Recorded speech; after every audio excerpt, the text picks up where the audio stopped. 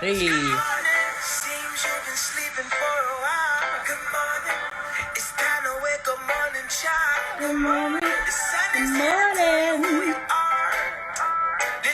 Listen up. Oh, let me sing real loud so I can audition.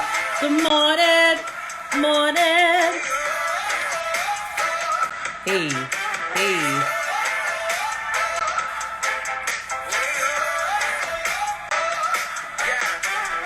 Let me pour you some coffee, no sugar. Heated on the black. All right, guys. We're going to jump into it again. Welcome to Music Mondays with Terri Cann, where our featured artist tonight is none other than Royce Lovett. We've been listening to his latest single entitled Good Morning, Good Morning, Good Morning. And to jump into it, Mr. Lovett, where you at? Connecting. Hey! What's up? How you doing? I am wonderful. How are you? I'm good. Thanks for having me. Appreciate it. Thank you. I am honored. Let me just turn you up. Can you hear me okay? Yeah, I can hear you. Can you hear me? Am I good? I can Yep, just had to turn the volume up. Mr. Royce Lovett. I must say, let me just give you all the props for a second. You know, my publicist says I have to gotta hear this guy, Royce Lovett. He's really good. I met him. I think she was on a panel with you or something. You should interview him for your show. And I was like, yeah, no doubt. And we hooked up. You were very gracious in accepting the offer. But I'm gonna be totally honest. I didn't listen to your music. I was just like, my publicist knows what I like. He's dope, I'm sure. But when I started to dive into your stuff and I'm watching the videos and I'm listening to the lyrics, I'm just like, who is this? Appreciate You're it. dope. You're so dope. Okay? If there's ever a moment where you're just like, oh, I'm not feeling myself today, just hear my voice in your head. You're dope. I'll remember that. I'll keep that Please 100%. do. Please do. I think So all I of want us to need take, that voice. oh, okay? Because it gets real. Real. I want to take it back to the beginning. I always like starting. I always like starting off by just finding out about how you started in this beautiful thing called music. So tell us, were you like that childhood star, that Apollo star? How did it all begin for you? To be honest with you, because I think I grew up I don't know.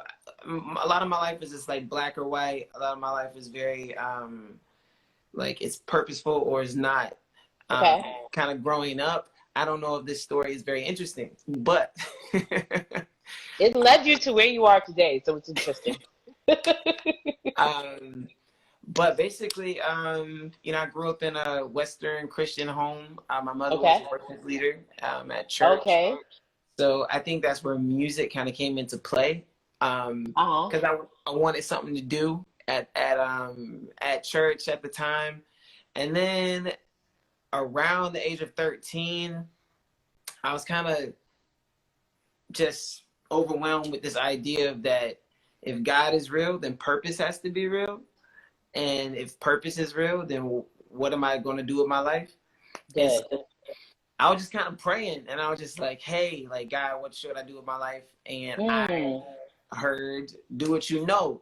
And at the time, my goals were to be the heavyweight boxer. What? Okay. Race the boxer. Okay. I wanted to box. And in my spare time, I wanted to be All-American wide receiver for the Denver Broncos. So from boxing to football. So, but all that to say, And I've seen you, well, I've seen you in your videos, and don't take offense to this, but you're small. I'm a small cat. Yeah, you're a little small, but you went, okay. But that was my goals, that was my goals. Right. And, all that to say, I didn't know those things.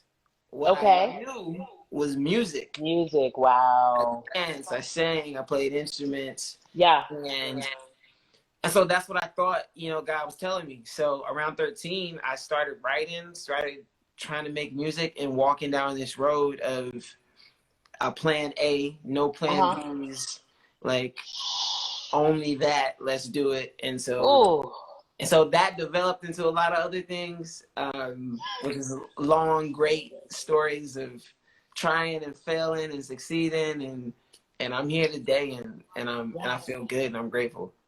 Wow. So you mentioned that your mom was a worship leader, and you have, what do you classify yourself as? Do you classify yourself as a gospel artist? Because you're very eclectic. So what do you I don't want to classify you. You tell me. I say hip hop soul because Hip hop soul. Okay. I feel like that speaks to the vibe of the music. Yeah, I can dig that.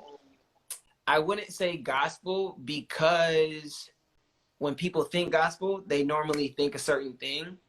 Right. Now, Royce would say gospel because Royce knows gospel to be the truth. The good news. The good news. Yeah, right. Like love. Yes. And so that's what I would say. But normally I tell people it's hip hop soul with a message, you know. So I would also classify you as the gospel because, again, the literal definition of gospel is spreading the good news. And you're spreading some good news. I mean, you're spreading messages that we need to hear, like unconventional gospel. So leading to my initial question is, how does your mom feel about your unconventional way of, I'm going to say ministry, because I think that's what it is. It is something that I'm so proud of. Especially answering this question because, you know, growing up in a Western household where a lot of times, and I'm from the South, I'm from North Florida. And so a lot of times in that Bible Belt, you're not really told how to think, you're told what to think. True. And growing up in that household, when I decided to kind of give my life to Christ for real, and I was like, yo, this is a thing. There's a God, creator. I want to live this out. Yeah. I started to like grow in at that time, I started to grow in my thinking and in my mind and in my spirit. And my mom, she encouraged it.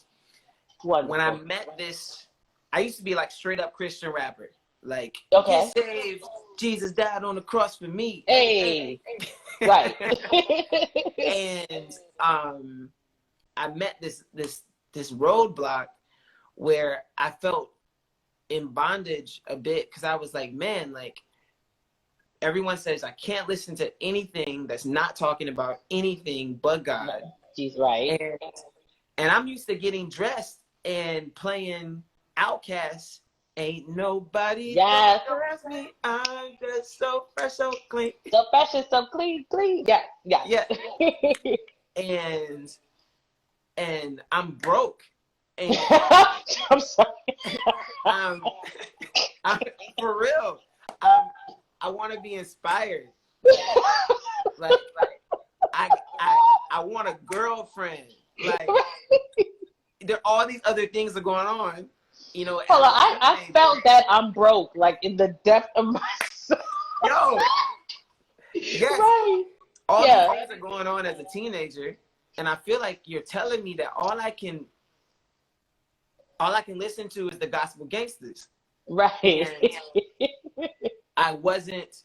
No offense to any, Christian artists at all. Of course. I just hit this roadblock, and I wasn't being.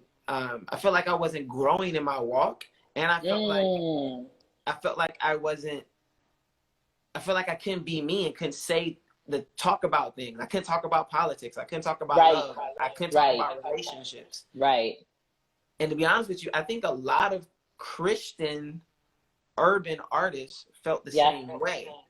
Yeah.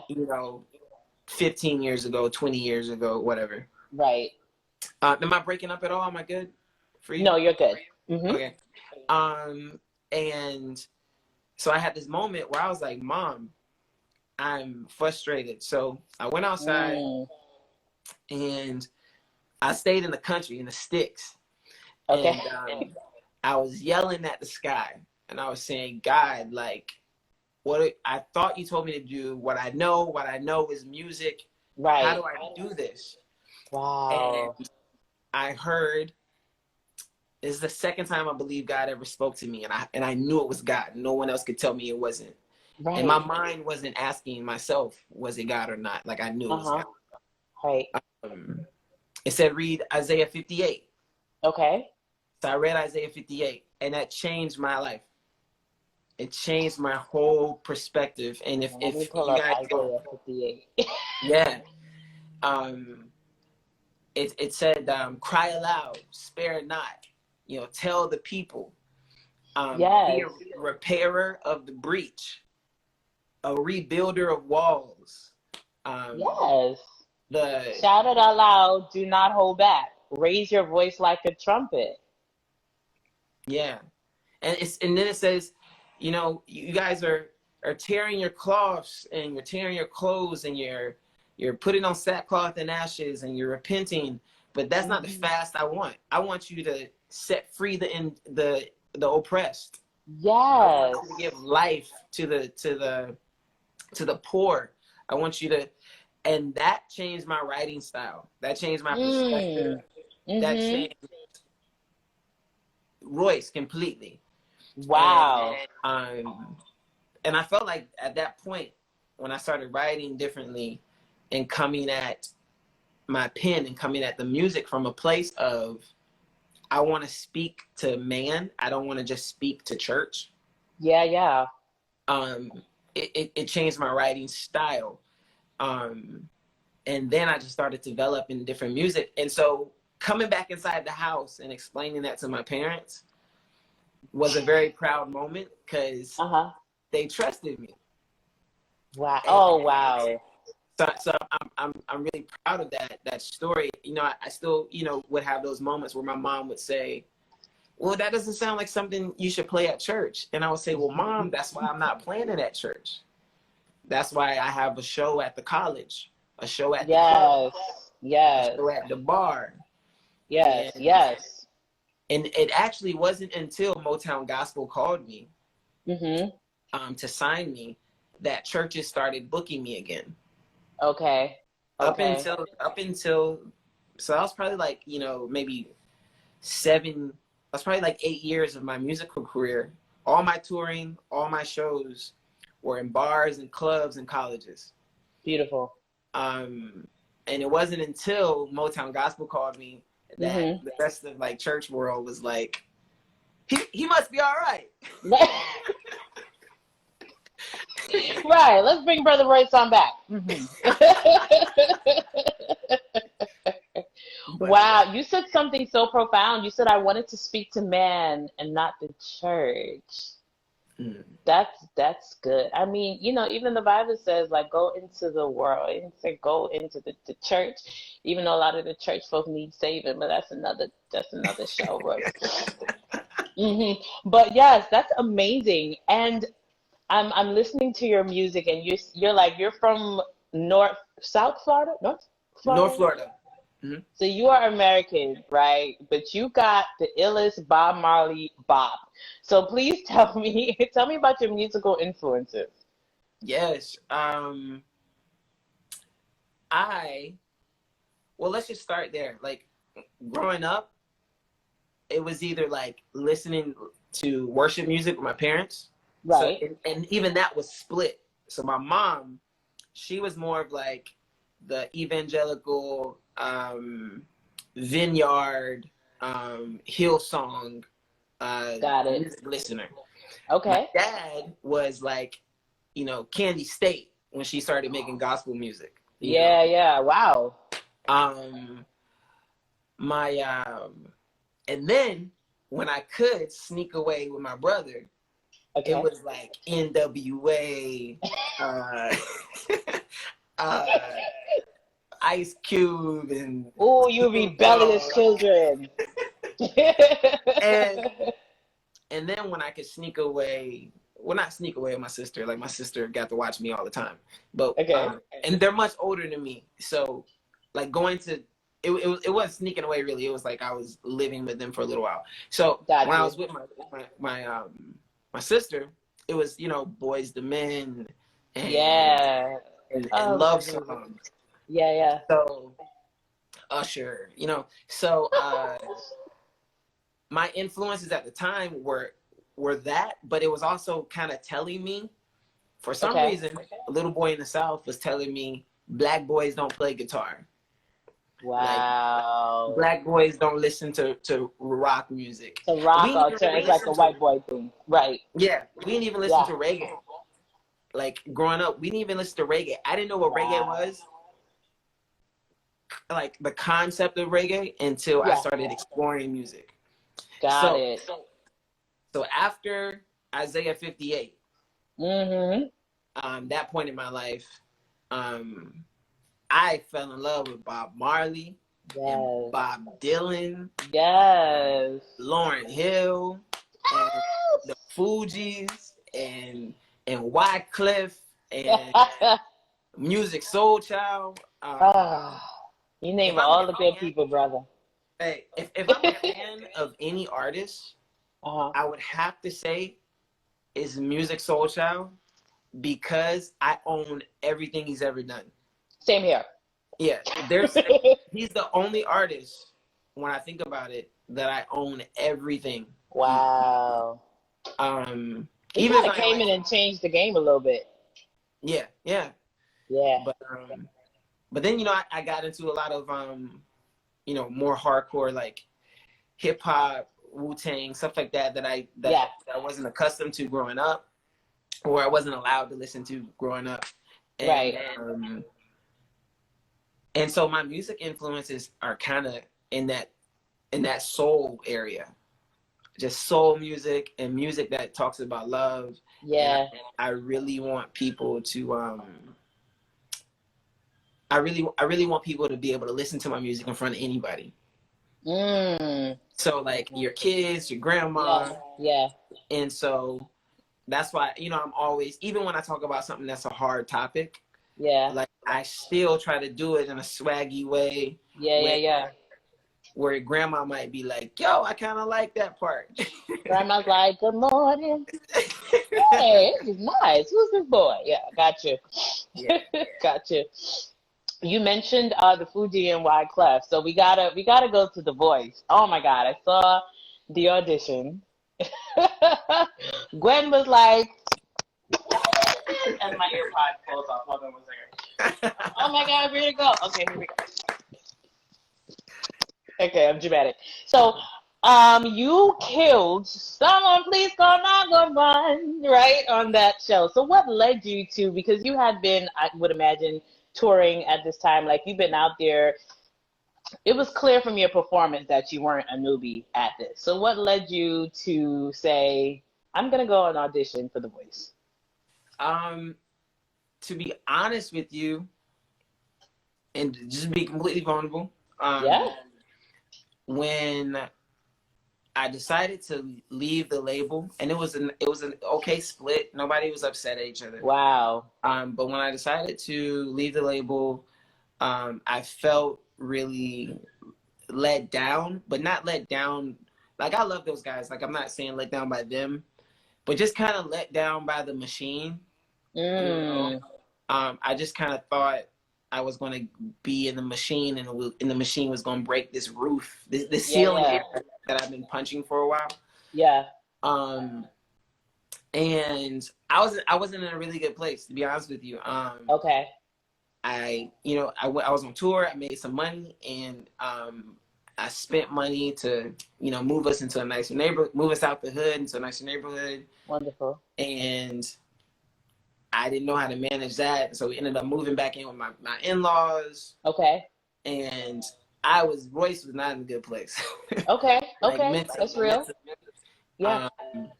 I just kind of really felt like a failure as an artist and a father and an uncle and a son and all kind of stuff. Yeah. And something happened. And I'm trying to get to The Voice really quickly. Something happened. Take your time.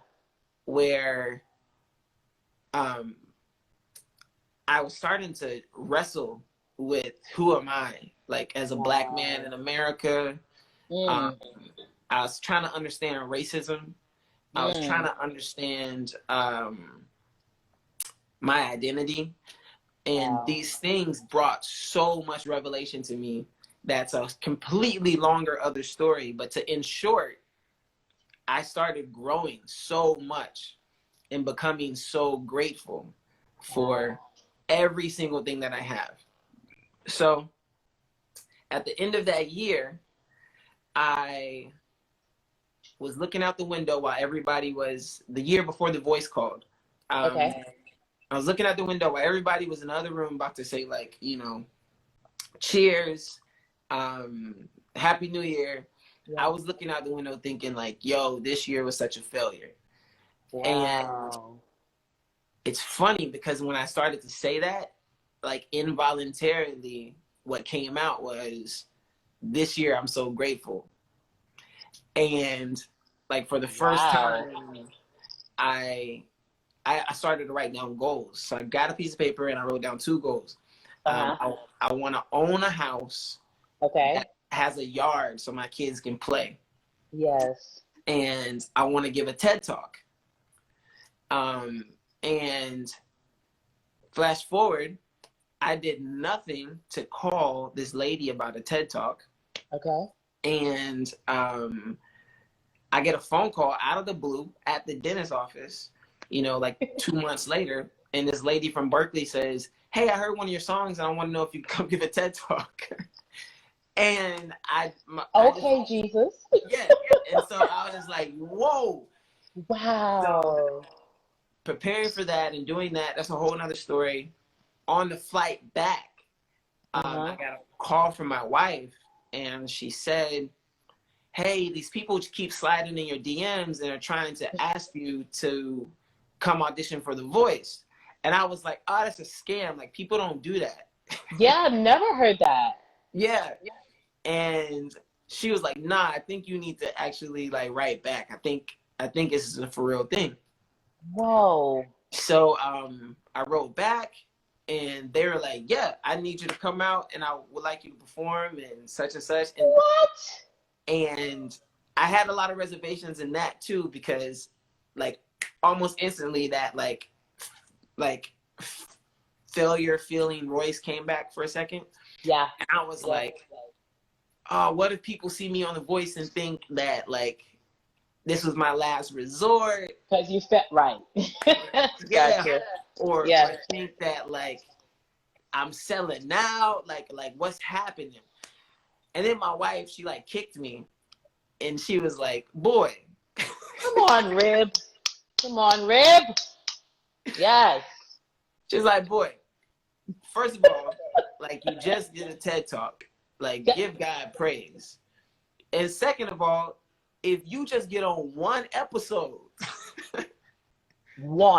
Just one. National television. Right. Yeah. One. So I did it and it was tremendous. The experience was tremendous. Yeah. It taught me so much about myself. It taught me so much because there's so many people there trying out and you're talking to them, you're hanging out with them. There's so many stories, so many backgrounds, so many personalities. And I'm a storyteller. When I write, I'm a storyteller. Yes, you are. And so it was like song heaven. Like I was like song and creativity and like, anyway, so I hope I answered your question. Okay, I was trying to give you the backstory of how it happened, but that's how The Voice rolled around and it was amazing. There's really no, wrong way to answer that question because it is your story. And thank you for your transparency. That was, and can we give it up for your wife? Because let me just shout out the woman who, we're so wonderful. Thank God for wives. Yes. Sidebar, and God bless your family is absolutely beautiful. You know, I was Insta stalking you. Your wife is gorgeous. I'm sure you know this. Your boys. Thank you. Get the modeling contracts. Wow. I want to talk a little bit about this. We call it the machine earlier. Okay. We know it as the music industry. Can be a blessing and can be a halfway blessing to some, right? I don't want to call it a curse because it's a beautiful thing. But what was the hardest lesson that you learned while being in the industry or in the machine? I think the hardest lesson that I learned is what is expectations. Mm, What are realistic expectations? yeah. What are like the difference between them? Hmm. I think that was a hard lesson coming into the industry. Okay. Um, Coming into the industry, I remembered like I actually signed the contract while I was on tour in Vienna, Austria, and I remember getting off of the subway cart after Okay. coming from a show, Okay. and walking to the hotel with my Hmm. guitar, my merch Right. in my hand, and I was dancing. I was Wow. happy. I was I like, could imagine. I was happy. Yeah. I was singing J. Cole, "Boy, I'm about to blow up," Right. Right. Right. Appropriate. which is something you don't want to say as well. Like walking out of a subway, you don't want to say that. Anyway, Right. um, Ooh, especially in New York. Yeah. Don't 100. come here and do that. So I thought that was my expectation. I was like, I'm gonna get in this train. It's gonna move fast, and That's boom, boom, it. boom. My Yeah. life is gonna change. Yeah. And that wasn't the case. And to be Mm. honest with you, not that it was a bad thing, because what I've learned is that sometimes as an artist, as a person, as whatever you are, Mhm. on your way, trying to figure out what to be, Yeah. we kind of mold ourselves. We put on 25,000 hats, and we're this, we're that, we're the promoter, we're the writer, the producer, the this, the that, the designer. Everybody. Yes. And then when you get to a point where someone says, "Hey, I need you to do this thing," it might feel like, "Yo, you trying to change me? Like, stop," you Mm. know? Mm. But it could be that this is what they do. Like she is a designer. Yeah. Yeah. She knows what looks good on camera. You don't, Yeah. Right. because you've never Right. been on camera. Ever. Right. Yeah. Right. So give her the grace to help you, to help your voice be heard on camera. You Mm. know? And Mhm. Mhm. that was something that I appreciated because I learned that lesson. And then when I got to the voice, I could appreciate it. Going to designers, going to the dressing room, Yeah. speaking to the choreographers, I could appreciate it now when some other people couldn't, because they were like, "Yo, Mm. I don't like wearing this," but it was like, "Hey, these textures look good on camera. This The movement, colors, everything. Yeah. Yeah. this movement moves well with this. This conveys this, that conveys this, such and such." Yeah. You know, Yeah. so there's tons of different lessons, I think, inside of having unrealistic expectations. Like even getting Mm. married, like you might have the expectation that she or he's supposed to do all of these things, but really your wife or your husband is going to be who they are until they grow, and you're going to be who you are until you grow. Bro, that's a whole nother show. Yes. So right. Yeah. Yeah. Yeah. I get and, it. and I like to kind of compare it to that a little bit, because when you sign a contract to someone, it's a marriage. It really is. Like Yeah. Yeah. you're trying to figure out. You got two rocks trying to become one, Mm. and it's hard to do that until you Right. become vulnerable. And I think that was a hard lesson for me. That was the first, being signed, and just being vulnerable real quick. That being signed, that first year, and I was losing weight. I had anxiety. I was stressed. Like I didn't, because Wow. I just didn't know what was happening. And that was the first time I ever raised my voice at somebody that wasn't like a close family member. Wow. Wow. And I was like, "Yo, I don't want to be that person." you know? Like, I have Mm-hmm. no reason. And I remember after I got off that phone call, I remember just kind of like God saying, like, you just need to start being quiet. Mm. And you need to be a sponge, and you need to listen. Wow. And it wasn't always necessarily like being a sponge and listening and learning from the person I'm talking to, but Mm-hmm. it might just be a sponge and listening and learning from God inside the situation. How about that? And, you know, when things finally came around and I was making music, I started to see that's why. Oh, that's why. Oh, and It there's, you became know, clear. yeah. Yeah. And I think that was one of the biggest lessons I learned Mm-hmm.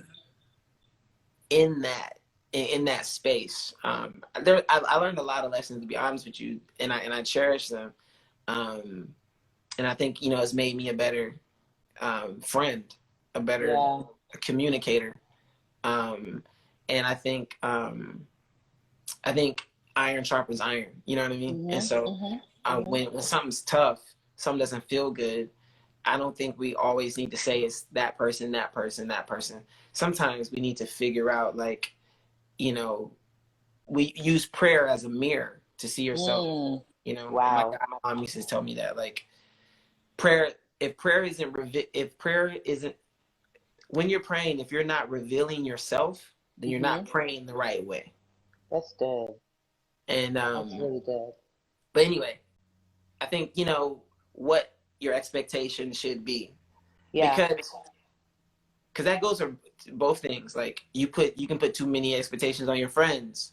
Mm-hmm. Mm-hmm. You can put too many expectations on your spouse, your wife, your Mm-hmm. kids, Mm-hmm. your you know, whatever. And I think that's not what Yeshua did, you know. And if we want to be, you know, as Yeshua was, then we need to do that. Come on, Yeshua. So let's talk about that. And by the way, if you guys have any questions, please don't post it on the wall, but hit the question mark box. Place your questions if you have any questions for Royce in there. You are very, I guess I'm going to use the word controversial again in expression of your Christian faith. Mm-hmm. Like, I was listening to what song was it, Lord? Was it the skin tone one? Mm-hmm. He was like, Mm-hmm. Jesus was black. Thank you, by the way. So, I guess the question is, where does this boldness to come out and just be like, his name is Yeshua. He was black, not this white idol. Like, where does that boldness just come from? And how did you get to your truth? Because you mentioned, I'm sure this is not what they were teaching in your church growing up. Yeah. Um. When I when oh woo, woo, woo. I'm gonna try to, like, bullet point a little bit, and maybe we could do this again and then Take your time. go deeper. But uh, when I was in the middle of losing our apartment, because, you know, things went south financially, and I know, you know, I made money, but I thought we could afford it, but we couldn't really. Mhm. Mhm. Mhm. Um, you know, moving back in with my in-laws, and um, and feeling like a failure, not because I was a failure, but Mhm. because I I always made it in my head that my purpose for being rich and famous is so I could speak to my family members Mm. and be a light to them. So Got I it. could speak to my homies and be a light to them. Yeah. Yeah. And I felt like a failure because I felt like, because my zeros in my bank account wasn't looking like I thought they wanted it to look. Oh, I understand. It was, that's where I was hurting. And then Alton Sterling was shot and killed in Louisiana. Yes. And it was up until that point where I realized I did not care. Mm. I Right. I remember asking my youngest to watch something on TV, and I went upstairs, um, And I literally like was in the fetal position, like crying my eyes out inside a pillow. Wow. Cause I was just thinking like, you know, he's a dad, he's a uncle, he's a Yeah.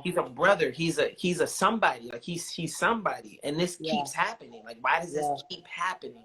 Yes. And I was just thinking about all these songs that I wrote, believing I was doing Isaiah 58, but realizing I was just as fake as everybody else, because I was writing these songs about family and love and time and engage your community and engage the people, but I wasn't engaging my family. Wow. I wasn't spending time, like I was barely seeing the people I wanted to help and be a part of, because I was on this flight, on that flight, on this flight, on that flight. And then I realized my nephew had been in jail for blah, blah, blah. I'm going to say it straight. No tears. I realized that my nephew had been in jail for 5 years, and I never wrote him. I understand that feeling. And so I immediately picked up a pen and I wrote him, and, you know, apologizing. And, you know, I was just saying like, whoa, this whole time I've been this Christian that anytime someone had a question about a struggle or a hurt or a problem, I would say, that doesn't matter, just love Jesus. Wow. That doesn't matter, just love Jesus. Wow. And then I just asked myself a question. What denomination am I in? Why am I in that denomination? What does that denomination believe? What is a denomination? Bro, I need some water. I started asking myself questions. Yeah. And digging and digging and digging. Got it. And to make a longer story short, I was off tour. I got a chance to go back on the road for a little bit. I got back on tour, and a friend of mine called me, said, "Hey, could you fill in for me really quickly okay, well, let me pause real quick. On that tour that I jumped back on real quick, I had a very racist encounter that kind of shook me a little bit. Wow. And just were you in Europe with them? No, I was in Pennsylvania. And this is 4 years ago. If folks want to do the math. 4 years ago this time of the year.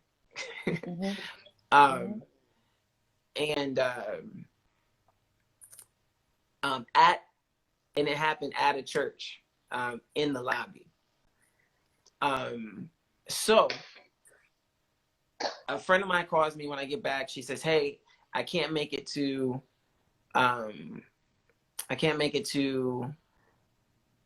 Vacation Bible School. Could you run, and just the kids would love to meet you?" Okay. So I was like, cool, I got time. Sure. I went there. There was this little girl there the whole 2 hours I was there that just wasn't, she ain't laughing at my jokes. Like she just went with it. Okay. And we got to the end of the day where we're supposed to be coloring these pictures of Yeshua talking to kids. And she was just kind of sitting there, and I was like, "Yo, what's up? Like, you haven't smiled all day." And then she just almost kind of passed that question and said, "What color do I color Jesus?" And I said, I instantly remembered what my Sunday school teacher told me back in the day, which was, honestly, you could do any color you want to, but these are the pictures that we have. Smart answer. So I colored them white. Right. And so to her, I said, "You know what? I don't even really know. Maybe Google can tell us." Come on, Uncle Google. So I pull out Google and I say, Bible verse, what color was Jesus? And it goes to the verse that says bronze. And so she's looking through this like 82 box of Crayola. And she pulls out the crayon that says bronze. Okay. And when I saw her smile, that said enough. That was enough. God. Like that was 100% enough that I was like, if that mattered that much, why do I tell other people it doesn't matter? And that kind of started a longer search and a longer move of apologetics, challenging apologetics, history, mapping, understanding genealogy, Noah's children, understand, like, you know, it's really ignorant of us to tackle algebra without understanding the formula, and then to tackle something else without understanding the formula. Yeah. So a lot of times we approach history the same way. We approach the Bible the same way. We approach anything else the same way without getting the formula. So anyways, long story short, that's when I started becoming, you know, I don't fight about it. I don't cry about it. I don't pout about it. But truth sets you free. Truth sets you free. And all the way. 100%. And I don't knock anybody for anything else at all. But for me personally, I remember while I was doing this search, I was called back out to do a show in Phoenix. And I stepped out on stage and I said, y'all ready to have a good time for Jesus? And my heart instantly broke. My heart instantly broke because I felt like he said, you know that's not my name.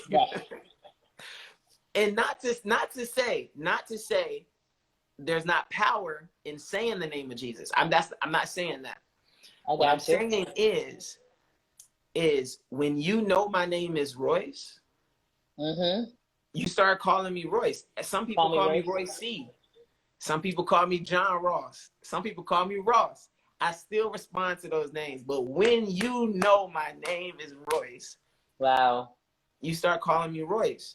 And that's, and 100% for those listening, that's not a legalistic battle at all. At all. So I find a closeness in saying it. I find a closeness and an intimacy in not just saying God, because when we read scriptures, he calls himself Jehovah Rapha, Jehovah Nisi. When I need my provider to provide, he's specific. I call him Jehovah Rapha. Right. When I need my strength, I call him, you know, and when I need the living word, Elohim. Like, when we try to humanize God, you make him so much smaller than he should be. Well, and I don't want to do that at all. I want to keep learning. I want to keep growing, and I want to keep loving. And no matter if, you know, what I think might be controversial to some, I believe in the redemption power of the Son, Yeshua, given to us by our Creator. And I believe that there's more for us, you know? Yeah. You know, man, I want to keep talking so bad, but I want to let you keep going. Welcome to Music Mondays with Terri Cann, where you can get transparent, deep, and talk as long as you want. It's what we do. Yeah. I'll end this with this. I didn't know anything about landscaping. And so I planted 2 palm trees. One palm tree I put on the right side of the house. One palm tree I put on the left side of the house. When I go to my mother-in-law's home, the palm tree that has the sun on it is like 12 feet tall. Come on. I see where you're going, brother. The palm tree that is in the shade Yeah, is not dead, but it's the same size. I got it. That's what I'm trying to say. I think there's so much we can grow. We could grow. We just I gotta got keep it. growing. Yeah. I got it. I love it. So has that changed your classification of denomination? And if so, what do you classify as now? I think that's still a learning place for me. Okay. I don't, when people ask what church I go to, I tell them what church I go to, and they ask what denomination that is, I tell them, but I don't cling to it because I think man does too many man things with the things of God that, you know, I try to not own it, you know? So I tell people exactly, you know, what I said on here is that, you know, I believe in miracles. I believe that prayer is made for us. The Hebrew word for prayer I can't pronounce. Okay. But there's a few of them. But the one I'm talking about is it's a self-reflection of yourself. It's to help yourself. I believe that faith comes by hearing the word of God. So that means I believe the word is still living. I believe he's still speaking, and I believe that you have to I believe that you have to be what am I trying to say? Recognizing. You have to be able to recognize his voice. I do believe you have to test the fruit. I do believe you have to search out, show yourself approved. I do believe God has called us to a higher standard, and I believe in the redempting power of Christ. I believe you can be healed. I believe in tongues. I believe in the miracle working of God. And I believe that there's tons of stuff that I don't know. and I'm happy to wrestle that out and search that out with whoever. Because we have to keep growing. I believe the Bible is prescriptive and descriptive. I think there's things in there to teach us, but just because it's in there, I don't believe, like, trying to think of an example. Like, I was talking to somebody a few months ago, and there's some very controversial stuff in the Old Testament where it's like, give your daughter to the people. I don't think it's telling you to give your daughter to the people. You know what I mean? Like, you know, the things that, you know, David did, the things that Solomon did, you know, the things that Paul taught us, you know, even sometimes he would say, this is what I would do, you know? So I think that the Bible is descriptive and prescriptive, and we have to dig into it. And if we're not digging into it and we're only receiving it from people, then everything that we're receiving is prescriptive. And if it's not working, if you're taking a medicine every day from the doctor and it's not working, then it might be damaging. It might be holding you back. It might be stopping your body, you know? You continue to take antibiotics all the time. It's hindering your immune system. It's hindering so much, you know what I mean? So I think there's lots of things we can compare to this. And I love talking about food and organicness and all this kind of stuff. So anyway. Food. Okay. I love it. I love your perspective on it. And I would definitely come to your church if you happen to open one. Just putting it out there. That's awesome. I wanna talk about more about your music. But before we go there, what advice would you give to independent artists, to indie artists?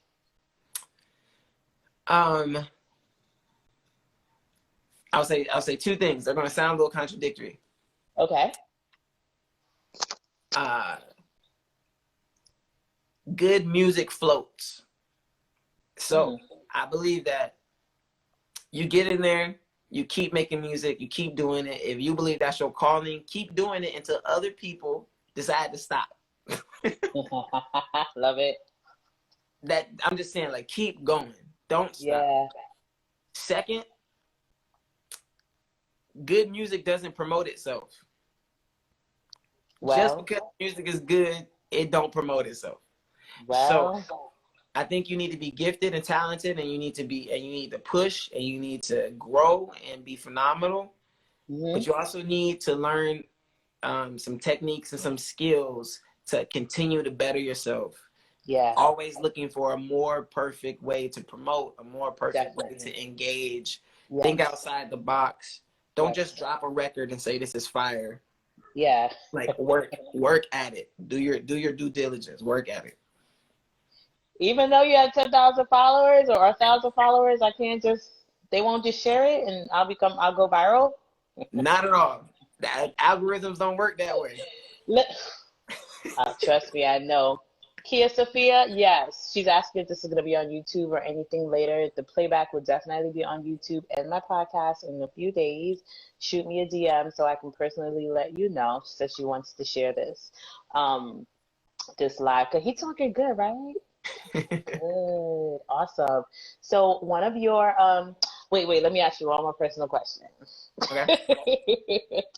What has been, and you mentioned some things earlier on, but what has been your greatest obstacle in life so far, and how have you been able to overcome it?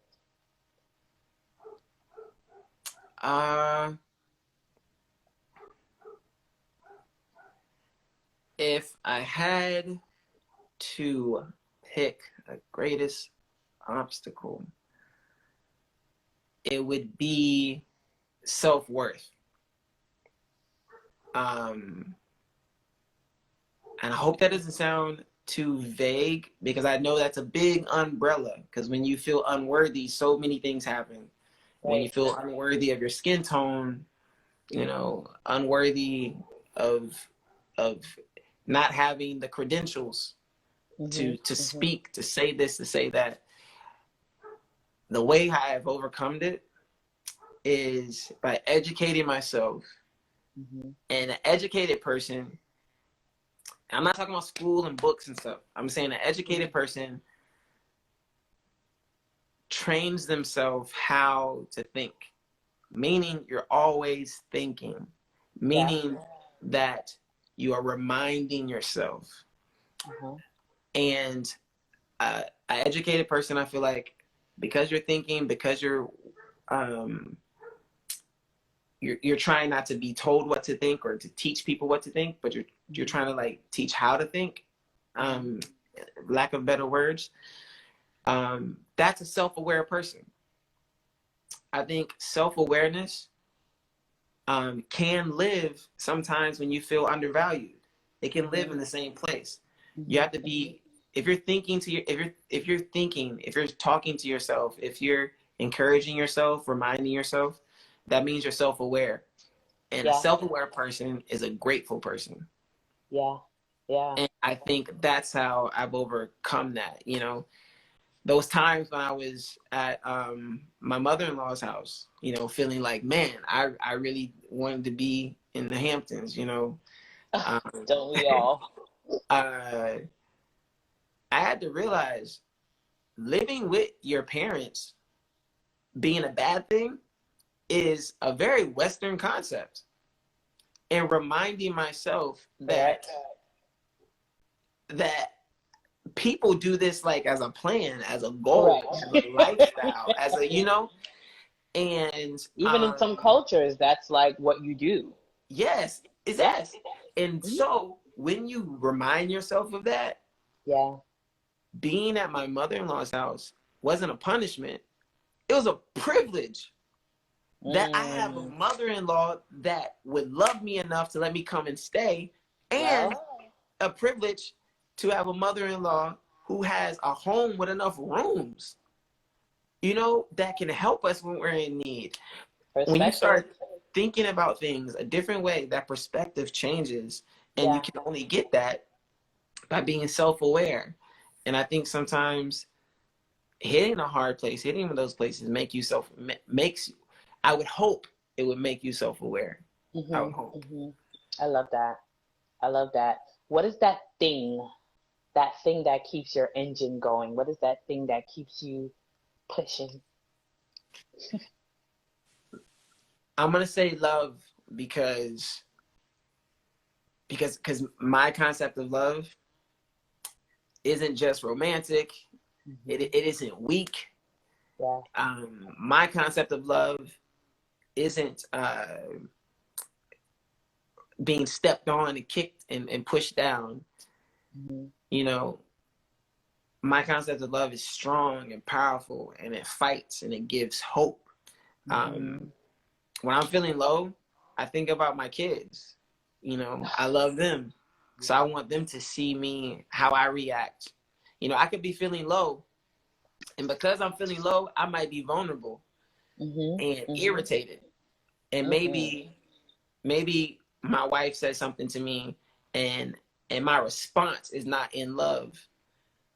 That means my kid just saw that. Yeah.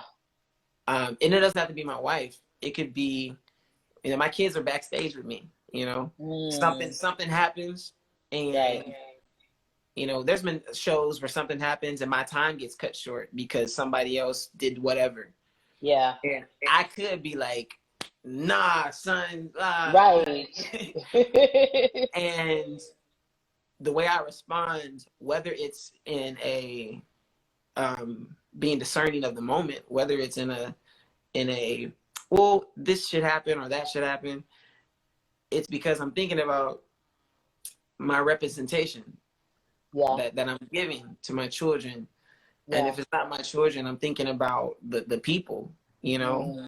I've been married for 11 years. Oh, wow. I got married really young. Wow. People would say was very young. And how old were you? I just want to be nosy. How old were you? She was 19 and I was 20. Yeah. Oh. And that's pretty honorable, though, for a 19-year-old. Yeah. Oh, yeah. 29. Yeah, that's pretty honorable. Yeah. And there's been times that marriage gets hard. It does. And sometimes, you know, D word gets thrown around. But I wrote this song called Love Wins. Because my son walked in the room and said something once. He said, "Daddy, are we winning?" And he wasn't talking about marriage, but it hit me.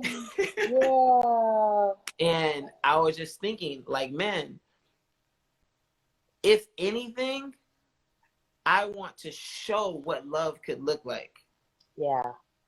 You know, if anything, I want to beat the algorithm, beat the statistic, beat the whatever, you know. And that's love. You know, people in my position might have said, you know what, you know, after leaving the label, you know, all right, music had its time, I'm gonna go do something else. Right. You're gonna be a boxer or yeah. and if people said that would be completely fine. But Royce, I think I'm gonna keep going because I wanna show people what love can do.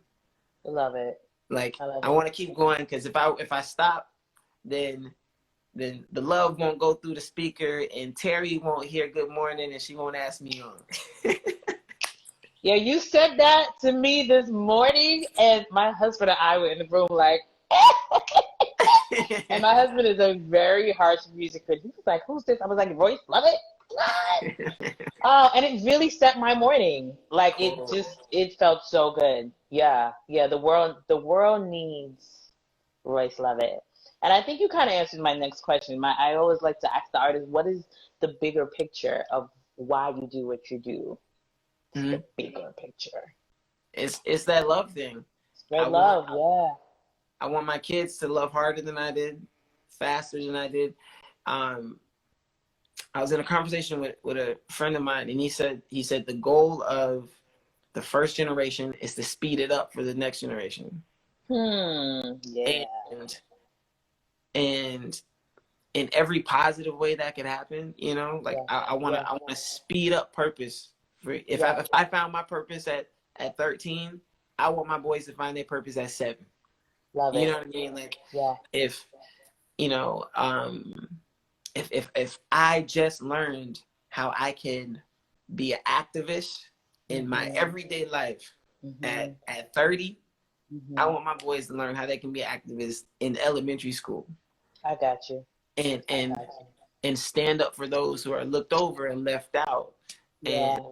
And love people the way Yeshua says, like, regardless of everything, I don't love you after you do it. I love you now. Come on.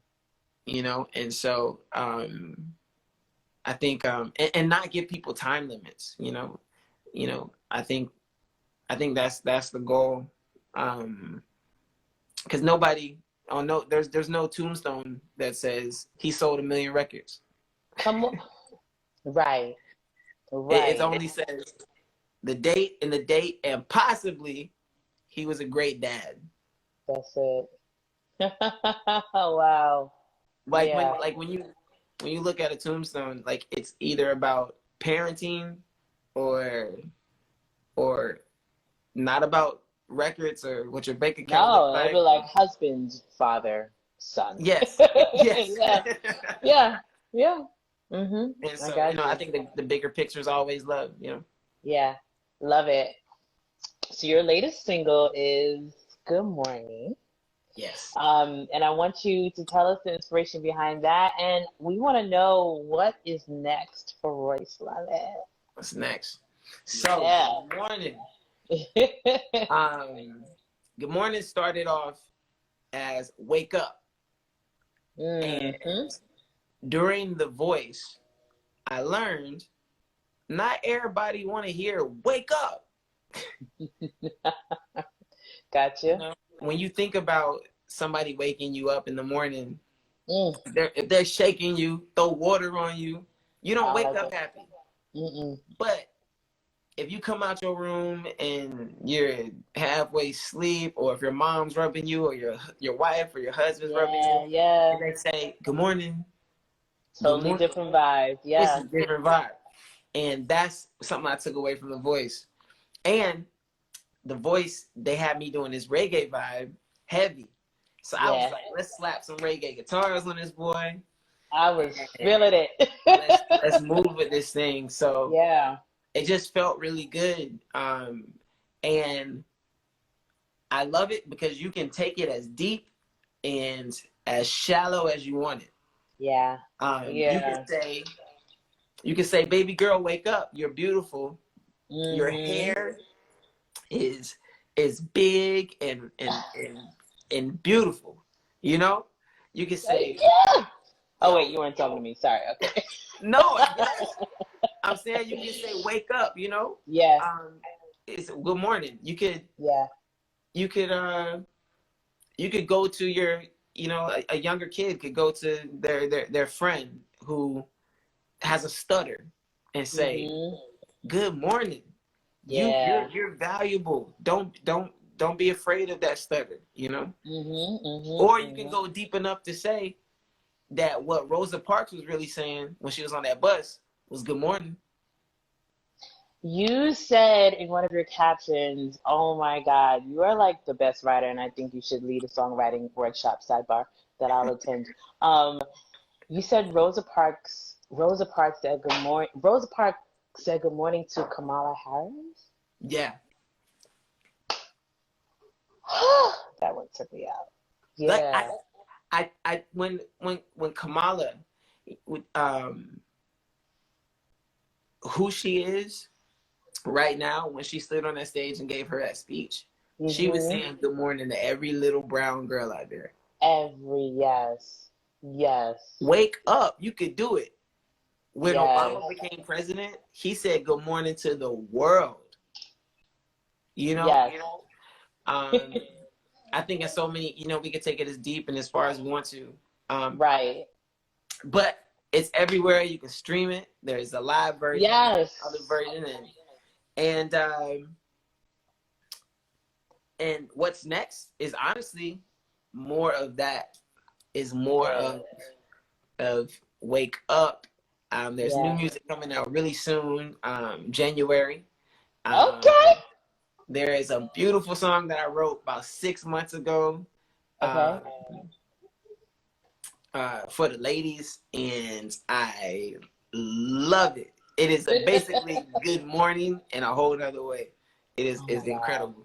I can't wait to hear it. Yeah.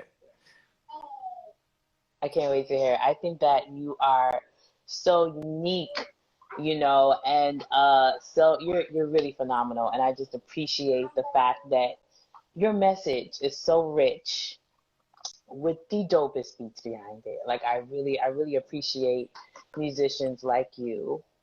And I want to work with you, and you can't say no because you're on the World Wide Web right now, and you can't I'm in. embarrass me. And I'm I'm all going in. to hold you to this. I'm all in. I'm all in. Good. No, but I really appreciate what you are doing, and I really appreciate you taking the time out to come on Music Mondays with Terri Cann and be so transparent and just give the best nuggets. I wrote so many. Every time I looked down, I was like writing. Like that was good. So please, whatever you do, like please, you can't stop. You cannot stop. The world definitely needs your message, and I can't say it enough. Like I definitely appreciate you, brother. Thank you. Thanks for having me. I really appreciate this. It was good for me. It's a great conversation. Definitely. So, guys, if this is your first time hearing about Royce Lovett, I don't know where you've been, but please follow him. All right, don't hit up his DMs too hard because his wife is a baddie and she will get at you. But for music purposes, definitely stream all. I downloaded everything back down to the 2017. I got everything. I was like add, and I listened to everything. Thank you.